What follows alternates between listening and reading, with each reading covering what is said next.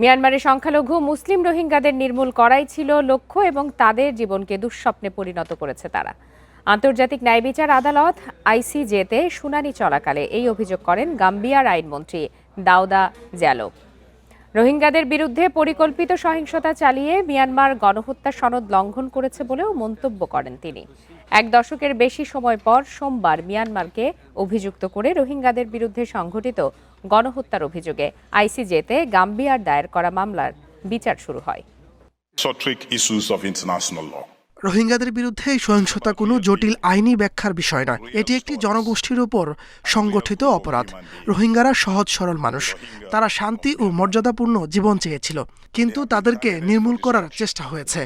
অকল্পনীয় সহিংসতা চালিয়ে তাদের জীবনকে দুঃস্বপ্নে পরিণত করেছে মিয়ানমার।